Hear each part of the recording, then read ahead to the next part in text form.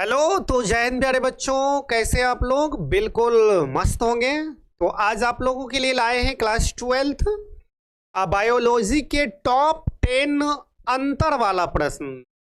ये आप लोगों के जो है बोर्ड एग्जाम में बहुत ही महत्वपूर्ण साबित होने वाले हैं और उम्मीद रखिए कि इनसे एक प्रश्न जो है आपको बोर्ड एग्जाम में मिलेंगे। ये टॉप 10 प्रश्न हैं जो आपके पूरे बायोलॉजी के बुक से जो है लगभग में निकाला गया है। ठीक है प्यारे बच्चों, तो एक बार इन सारे प्रश्नों को जो है देख लीजिए, आपका रिवीजन भी हो जाएगा। ठीक है, चलिए देखते हैं आज के इन सारे प्रश्नों को। तो पहला ही प्रश्न है प्यारे बच्चों, द्विखंडन और बहुखंडन में क्या अंतर है?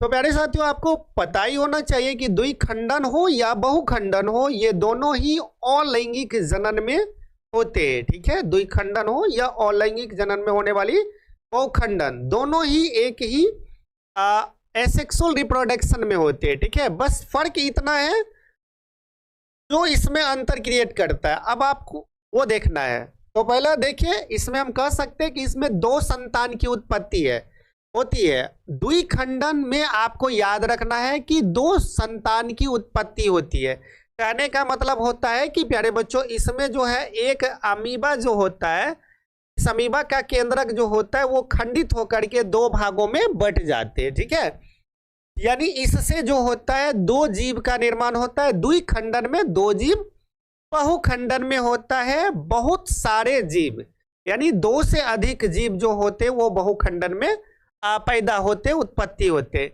इसमें केंद्रक का विभाजन एक ही बार होता है। जैसे हमने बताया कि एक ही बार अमीबा में केंद्रक का विभाजन हो जाता है, या मान लीजिए पैरामीशियम है या अन्य जीवाणु है, तो द्विखंडन में एक ही बार केंद्रक विभाजन होता है, जबकि बहुखंडन में केंद्रक विभाजन जो होता है प्रक्रिया हमेशा चलते रहता है। ये प्रक्रिया हमेशा चलता रहता है। ये जो होता है प्यारे बच्चों, ये अमीबा में भी हो सकते हैं।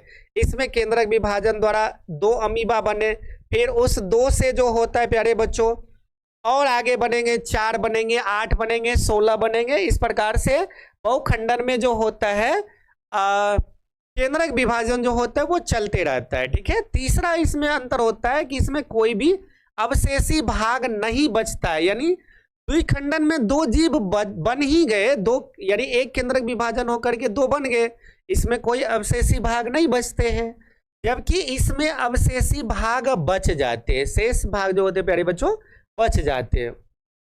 4 में है यह अनुकूलित परिस्थितियों में होता है, यानी द्विखंडन के लिए अनुकूलित परिस्थिति का होना जरूरी होता है, जबकि यह अनुकूलन विपरीत परिस्थिति दोनों, यानी हम कह सकते हैं कि बहुखंडन जो होता है यानी विपरीत परिस्थितियों में भी संतान पैदा करने में सक्षम होता है। ठीक है, अनुकूल और प्रतिकूल दोनों में।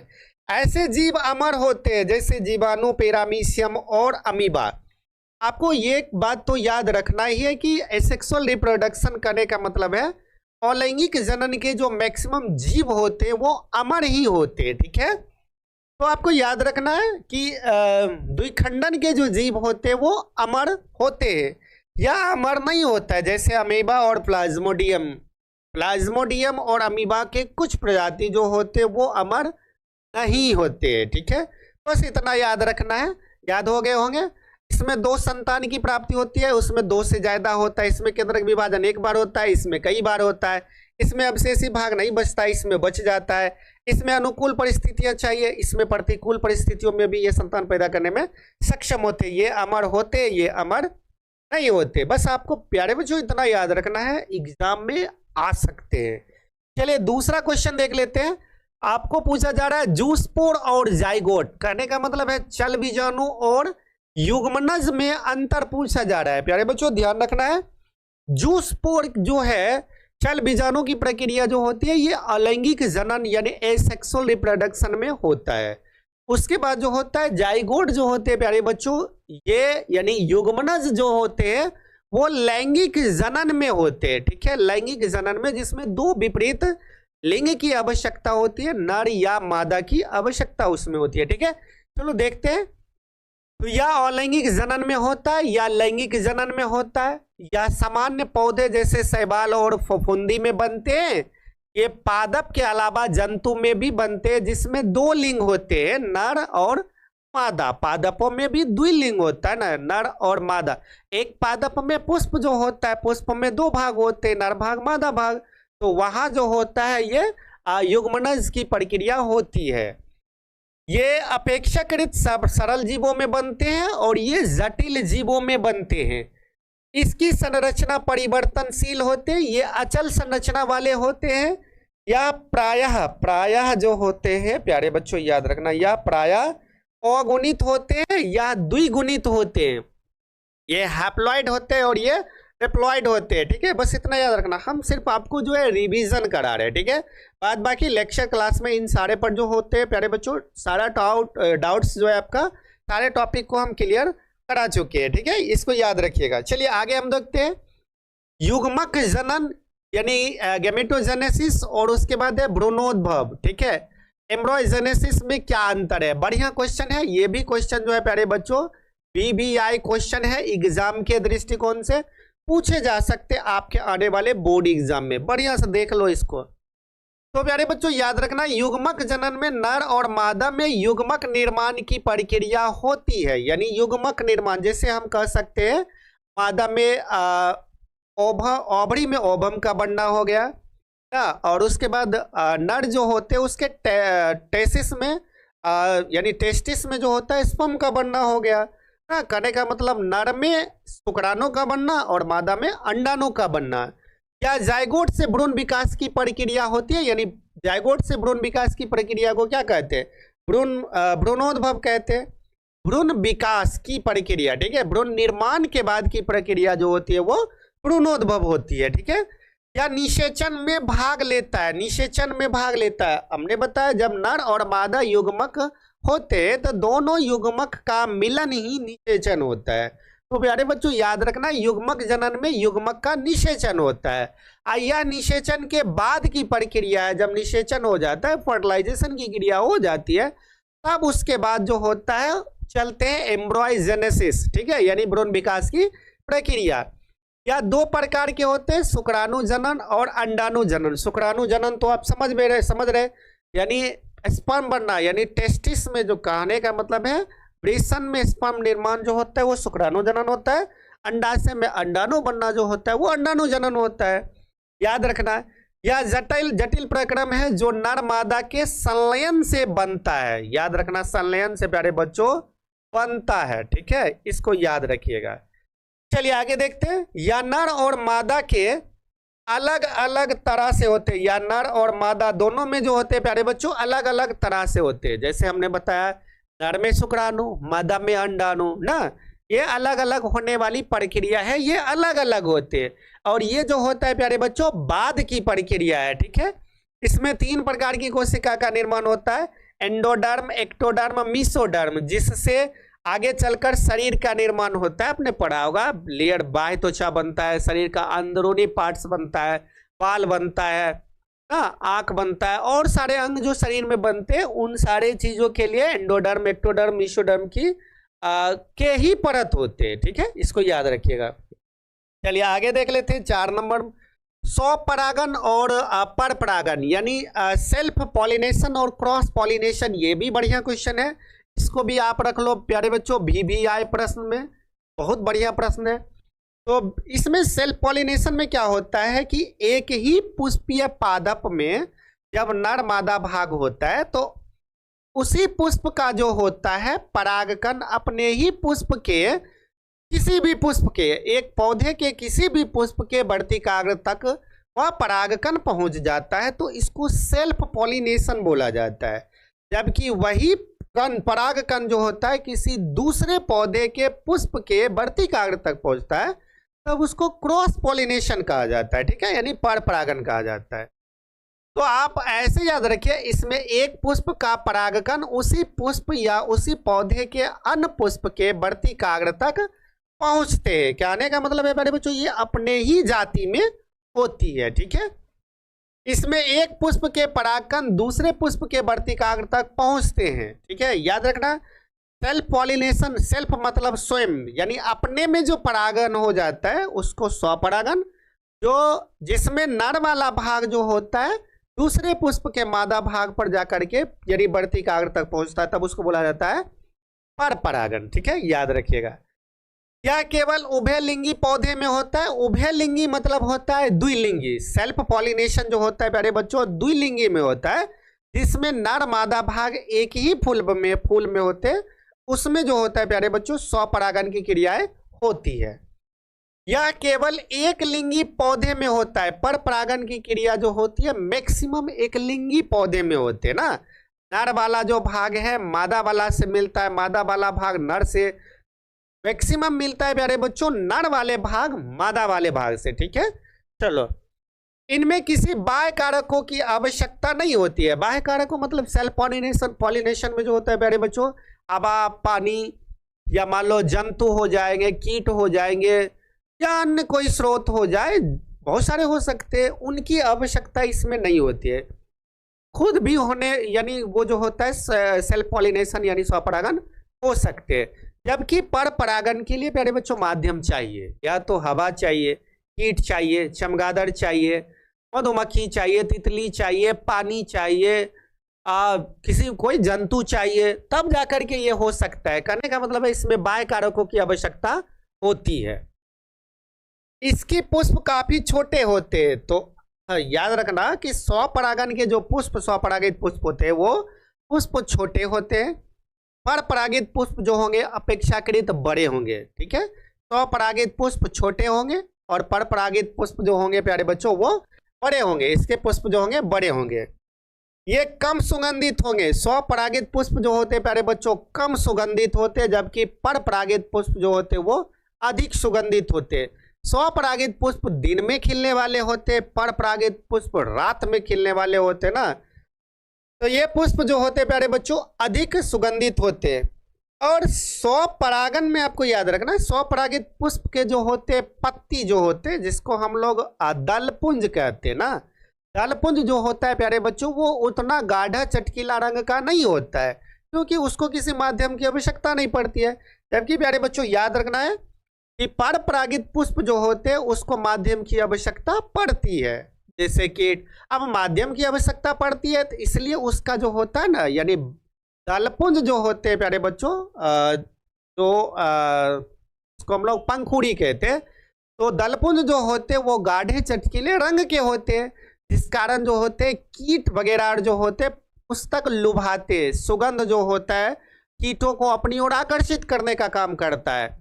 तो कहने का मतलब सेल्फ पॉलिनेशन और क्रॉस पॉलिनेशन में यानी स्वपरागन और पर परागन में पूछ दिया जाए कि कौन सा विधि सबसे श्रेष्ठ है, तो वो हो जाएंगे प्यारे बच्चों पर परागन की विधि जो होंगे वो सबसे ज्यादा श्रेष्ठ होते हैं, क्योंकि इसमें ज्यादा कुछ देखने को मिलता है अकॉर्डिंग टू सेल्फ पॉलिनेशन। ठीक है, चलिए आगे हम लोग चलते हैं। 5 में है एनिमोफिली तथा इंटिमोफिली पुष्प में अंतर बताइए। कहने का मतलब है एनिमोफिली मतलब होता है वायु परागन, एंटिमोफिली मतलब होता है कीट परागन। तो प्यारे बच्चों याद रखना है वायु परागन हो या कीट परागन हो, ये दोनों ही परागन जो होता है पर परागन की एक विधि है। ठीक है, ये दोनों पर परागन है, बावजूद इसमें कुछ विशेषताएं हैं, अंतर है, खासियत है, उसको देखिए। तो वायु परागित जो होंगे पुष्प प्यारे बच्चों याद रखना वायु परागित और ये कीट परागित है। तो ऐसे पुष्प छोटे होते हैं, वायु परागित पुष्प छोटे होते। वायु परागित पुष्प जैसे गेहूं में लगने वाले पुष्प हो गए, धान के पुष्प हो गए, इतना छोटा होता है कि पता भी नहीं चलता है। सरसों के पुष्प हो गए जो बहुत बड़े पैटर्न पर होता है, तो वहां पर कीटों के द्वारा यानी कीटों के द्वारा परागन की क्रिया कर पाना संभव नहीं होता है। तो इसलिए जो होता है प्यारे बच्चों वहां पर परागन की क्रिया जो होती है वो हमेशा हवा के द्वारा होता है। तो हवा वाला जो पुष्प होता है वो हवा द्वारा जिसमें परागन होगा वो पुष्प छोटा होगा, और कीट द्वारा जो परागन होता है वो पुष्प बड़े होते हैं, क्योंकि पुष्प बड़ा होगा, उसकी पंखुड़ियां यानी जिसको हम लोग कहते हैं दलपुंज वो गाढ़े चटकीले रंग के होंगे, तो पुष्प उसकी ओर आकर्षित होंगे। हाँ, और भी हम लोग पढ़ेंगे। तो ये पुष्प आकर्षक नहीं होते, आकर्षक नहीं होते, ये सफेद होते, कम सुगंधित होते, चटकीले गाढ़े रंग के नहीं होते, इसलिए आकर्षित नहीं करते हैं लोगों को, यानी आकर्षण इसमें नहीं होता, ये आकर्षक नहीं होता है। ऐसे पुष्प आकर्षक होते हैं। कीट परागित पुष्प जो होते हैं प्यारे बच्चों वो आकर्षित होते हैं, ठीक है, आकर्षक होते हैं। इसमें सुगंध का अभाव होता है, ये सुगंधित होते हैं। इसमें परागकण अधिक मात्रा में उत्पन्न होता है, यानी वायु परागित पुष्प में परागकण ज्यादा बनता है और परागकण इसमें बर्बाद भी प्यारे बच्चों बहुत ज्यादा होता है। इसमें परागकण कम उत्पन्न होता है, बावजूद जो होता है कीट का जो होता है उपयोग कर लेता है। भरपूर मात्रा में इसमें विटामिन भी पाई जाती है। ये कम रंगीन होते, ये अपेक्षाकृत चटकदार अर्थात रंगीन होते, ठीक है। ये सब प्रश्न में आपको दिक्कत नहीं होनी चाहिए, आपको हम सिर्फ रिवीजन कराने के लिए ये बता रहे, ठीक है। चलो प्यारे बच्चों आगे देखो। एक बीजपत्री भ्रूण और द्विबीजपत्री भ्रूण में अंतर देखते हैं। तो एक बीज आपने पढ़ा होगा अनावृत बीजी और आवृत बीजी पौधे, ठीक है। चलो आप देख लो एक बार। इसमें एक बीज पत्र होते हैं, इसमें दो बीज पत्र होते हैं। सिंपल बात है, अरे एक बीज पत्र में क्या होगा, एक बीज पत्र होगा। द्विबीज पत्र में क्या होगा, दो बीज पत्र होंगे, बस इसको याद रखिए। इसमें कोशिका विभाजन अनुप्रस्थ होता है। अनुप्रस्थ मतलब होता है यानी लेटे लेटे ना, पड़ा पड़ा होता है। अनुधैर्य मतलब समझना खड़ा खड़ा। तो इसमें जो होता है अनुप्रस्थ होता है प्यारे बच्चों, इसमें रखना है कोशिका विभाजन की क्रिया अनुधैर्य होता है ना, याद रखना। इसमें जो होता है ये अनुप्रस्थ होते हैं और इसमें जो होता है याद रखना खड़े खड़े होते हैं यानी अनुधैर्य होते हैं। और मूलांकुर और प्रांकुर की बात कर लिया जाए प्यारे बच्चों, तो याद रखना इसमें मूलांकुर की वृद्धि कुछ दूर जाकर के रुक जाती है और इसमें जो होता है मूलांकुर वो वृद्धि चलते रहता है। बस इतना याद रखना। एक बीज पत्री के जो मूलांकुर होते हैं वो कुछ दूरी पर जाकर के रुक जाते हैं, जबकि द्विबीज पत्री के जो मूलांकुर होते हैं वो हमेशा वृद्धि करते रहते हैं। इसके जड़ रेशेदार होते हैं, यानी कहने का मतलब है इसका जड़ जो होता है ना झकड़ा जड़ होता है, झकड़ा जड़ होता है। तो झकड़ा होने के कारण जो होता है प्यारे बच्चों ये जमीन में काफी नीचे तक नहीं जा पाता है। ये जमीन यानी मिट्टी के ऊपरी सतह पर ही इसकी जड़ें पाई जाती है, इसलिए अपेक्षाकृत बड़ा भी इसके पौधे नहीं होते हैं। मुसला जड़ इसमें पाया जाता है। द्विबीज पत्री की जो जड़ें होती है वो मुसले जड़ वाले होते हैं। उदाहरण दे करके समझ लो, तो एक बीज पत्री में जैसे समझ लो गेहूं हो गया, मक्का हो गया, इन सबको हम लोग हाथ से खींच करके उखाड़े तो ये आसानी से उखड़ जाते हैं, क्योंकि इनकी जड़ें जो है प्यारे बच्चों जमीन में कम गहराई तक होती है, झकड़ा होता है। और इसकी जड़ें प्यारे बच्चों मुसला होता है। जैसे चना हो गया, मटर हो गया, इनकी जड़ें जो होती है मुसला होता है, थोड़ा जमीन में इन दोनों की अपेक्षा अधिक गहराई तक होते हैं, ठीक है। समझ गए होंगे एक बीज पत्री दो बीज पत्री। रिवीजन कर लीजिए एक बार, कोई दिक्कत नहीं। मोनोकार्पिक और पॉलीकार्पिक पौधा में अंतर। अब हम लोग मोनोकार्पिक पौधा और पॉलीकार्पिक पौधा पढ़ेंगे, ठीक है। ये भी क्वेश्चन आप लोगों के लिए बहुत ही ज्यादा इंपॉर्टेंट है, देख लो।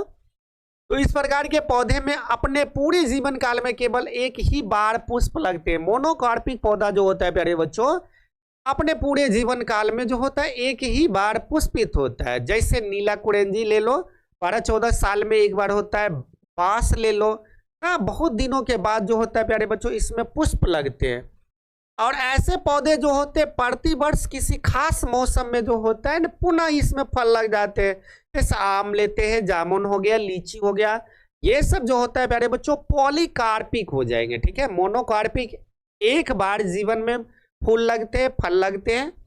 और ये जो होता है पॉलीकार्पिक जो होता है प्यारे बच्चों वर्ष भर, यानी मौसम आया, बसंत ऋतु आता है, देखो आम में मंजर लग जाते हैं ना, उसी के आसपास में बहुत सारे, यानी जामुन का भी वही सीजन होता है। तो जो मौसम के अकॉर्डिंग जो होता है प्रति वर्ष जो होता है पुष्प लगते हैं, फल लगते हैं, वो पॉलीकार्पिक हो गया। जो अपने पूरे जीवन काल में एक ही बार पुष्प लगता है वो हो जाते हैं मोनोकार्पिक, ठीक है। ऐसे पौधे वार्षिक या द्विवार्षिकी होते हैं। और इसमें बात कर लिया जाए ये बहुवार्षिक होते हैं, ये बहुत दिनों तक चलने वाले होते हैं और ये 1-2 वर्षों तक चलने वाले होते हैं। कुछ एक होते हैं लंबा होता है, जैसे बासर की बात कर लिया जाए वो होते हैं लंबे। ऐसे पौधे पुष्प देने या फल लगने के बाद मृत हो जाते हैं, जैसे धान, गेहूं हो गया, मूली इत्यादि। यानी हम लोग जो फसली पौधे का उपयोग करते प्यारे बच्चों वो सारे फसली पौधे जो है वो क्या है वो मोनोकार्पिक हो जाएंगे, जिसका उपयोग हम एक ही बार करते हैं। गेहूं को हम जैसे गेहूं का शीश हम तोड़ लेंगे तो उसमें गेहूं पुनः जो होता है अगले वर्ष उसी पौधे में नहीं लगने वाले हैं, एक बार में वो खत्म उसका काम, यानी फल लगने के बाद वो खत्म। तो वो होते हैं प्यारे बच्चों मोनोकार्पिक। और पॉलीकार्पिक वो होता है जिसका फल हम तोड़ भी लेंगे तो फिर अगले वर्ष जो होता है उसमें फल लगने की संभावना होती है, जैसे सेब हो गया, आम हो गए, अंगूर हो गए। बस इन सारे प्रश्नों को प्यारे बच्चों आपको रिवीजन कर लेना है, क्योंकि ये सब प्रश्न आ सकते हैं आपके बोर्ड एग्जाम में। ठीक है, 10 ही प्रश्न है। 8 नंबर देख लो। अब ब्लास्टुला और उसके बाद गैस्टुला में अंतर पूछा जा रहा है। ठीक है, अब देखो ब्लास्टुला और गैस्टुला क्या है। तो ब्लास्टुला का निर्माण जो होता है प्यारे बच्चों मोरुला से होता है, और गैस्टुला से जो होता है ना उसी गैस्टुला से ब्लास्टुला बनता है। ठीक है, इसको याद रखिएगा। या एक स्तरीय संरचना है और ये त्रिस्तरीय संरचना होती है। इसमें ब्लास्टोसील सील नामक गुहा पाई जाती है। इसमें जो होता है आर्कियोटेरोन नामक गुहा पाया जाता है। इसमें जनन परतें पाई जाती है, जबकि इसमें जनन परतें पाई जाती है, लेकिन इसमें जनन परतें कितनी पाई जाती है? इसमें 1 तो इसमें 3 पाई जाती है। ठीक है, याद रखना। इसकी कोशिका अविभेदित होती है, यानी इसमें कोशिका विभाजन नहीं होता है। कोशिका विभाजन याद रखना, विभाजन की प्रक्रिया नहीं होता है, विभाजन प्रक्रिया नहीं होता है। जबकि इसकी कोशिका विभेदन से गुजरती है, यानी इसकी कोशिका में विभाजन होता है। ठीक है, बस इसको आप बढ़िया से एक बार देख लीजिए। 10 के 10 प्रश्न बहुत ही शानदार है। डीएनए और आरएनए में ये भी क्वेश्चन प्यारे बच्चों बहुत बार पूछे जा चुके हैं, और ये सभी बच्चे के लगभग मुंह पर ही होते हैं ये प्रश्न। ठीक है, तो इनको भी एक बार रिवीजन कर लेना है। ठीक है प्यारे बच्चों, तो इसकी संरचना द्विकुंडलित होती है और यह प्रायः एक कुंडलित होती है। ये प्यारे बच्चों आरएनए है, और ये जो है आपका डीएनए है। क्या है? डीएनए। तो डीएनए की संरचना जो होती है द्विकुंडलित होती है ना, और आरएनए की संरचना जो होती है प्यारे बच्चों वो सिंगल हेलिकल होता है, यानी एक कुंडलित होता है। बस इसको याद रखिए। अब इसमें एडेनिन, गुआनिन, थायमिन और साइटोसिन पाया जाता है। ठीक है, बस इसमें आपको याद रखना है कि थायमिन को हटा दिया जाए तो वो बन जाते हैं, थायमिन की जगह पर यूरेसिल लाए तो वो आरएनए बन जाता है। ठीक है, तो इसमें याद रखना एडेनिन, गुआनिन, साइटोसिन तथा यूरेसिल पाया जाता है। ठीक है, क्या बताए कि थायमिन की जगह पर यूरेसिल को लाओ तो डीएनए से आरएनए बन जाते हैं। ठीक है, अब आगे देखो, या आनुवांशिक पदार्थों का वाहक होता है। अब डीएनए ही आनुवांशिक पदार्थों का वाहक होता है। अब अंतर किया जाए तो आरएनए आनुवांशिक पदार्थों का वाहक नहीं होता है, ये आपको लिखना है। डीएनए आनुवांशिक पदार्थों का वाहक होता है, आरएनए आनुवांशिक पदार्थों का वाहक नहीं होता है। ठीक है प्यारे बच्चों, याद रखना है। जबकि न्यूक्लिक अम्ल दोनों में पाया जाता है। यह प्रोटीन संश्लेषण में भाग नहीं लेता है, प्रोटीन संश्लेषण में भाग नहीं लेता है, जबकि आरएनए प्रोटीन संश्लेषण में भाग लेता है। पढ़ा होगा आरएनए की संरचना 3 टाइप से होती है ना, एमआरएनए, टीआरएनए और आरआरएनए, मैसेंजर ट्रांसफर और राइबोसोमल आरएनए। राइबोसोमल आरएनए में प्रोटीन का जो होता है प्यारे बच्चों संश्लेषण होता है। तो याद रखना प्रोटीन का संश्लेषण किस में होता है? आरएनए में होता है। डीएनए में प्रोटीन का संश्लेषण नहीं होता है। या ट्रांसक्रिप्शन द्वारा आरएनए बनाता है और ये रिवर्स ट्रांसक्रिप्शन होता है। इसमें ट्रांसक्रिप्शन द्वारा डीएनए आरएनए बना देता है, जबकि उसमें रिवर्स ट्रांसक्रिप्शन ही होता है, तब आरएनए से डीएनए बनता है। ठीक है, चलो इसको याद रखना। 3 नंबर में ये पूछते हैं। अब संक्रामक रोग और असंक्रामक रोग में अंतर पूछा जा रहा है। तो संक्रामक रोग से समझना है कि वह रोग जो कोई किसी कारकों के माध्यम से एक दूसरे में फैलता है। संक्रमण यानी किसी भी माध्यम से, हवा के माध्यम से, जल के माध्यम से, एक दूसरे में संपर्क में के माध्यम से ना, ये जीवित परजीवी द्वारा होता है। ये जीवित जीवों के अलावा अन्य कारकों द्वारा भी होता है। याद रखना है ये प्यारे बच्चों, ये संक्रामक रोग हो गए और ये हो गए असंक्रामक रोग।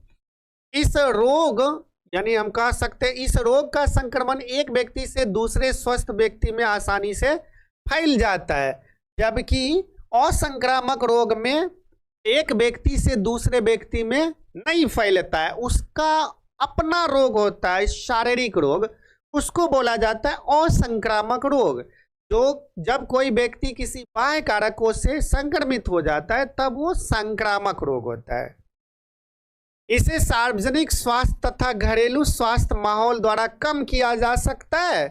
यानी ये बाह्य रोग है प्यारे बच्चों, तो इसको कम किया जा सकता है। जबकि सार्वजनिक स्वास्थ्य तथा स्वास्थ्य माहौल अप्रभावी होता है इसमें। यानी असंक्रामक रोग, अगर हम मान लो कैंसर की बात कर लिया जाए तो कैंसर सेल एक दूसरे से, व्यक्ति से तो व्यक्ति में नहीं फैलता है ना, खुद का होता है, तो ये अपेक्षाकृत काफी जानलेवा होता है और अकॉर्डिंग ये जो होता है ये कम जानलेवा होता है। ठीक है, वैसे रोग की बात किया जाए प्यारे बच्चों तो लगभग सभी रोग जो होता है खतरनाक ही होते हैं ना।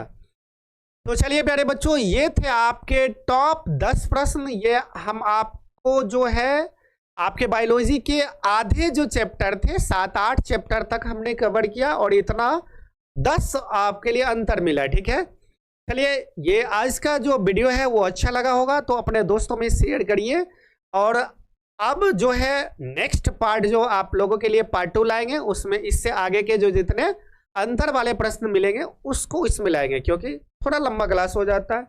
ठीक है, तो चलिए बहुत बहुत धन्यवाद। कैसा लगा जरूर लिखिएगा। थोड़ा हम लोग जो है नेक्स्ट क्लास में नए टॉपिक के साथ मिलते हैं। तब तक के लिए आप लोगों का दिल से धन्यवाद।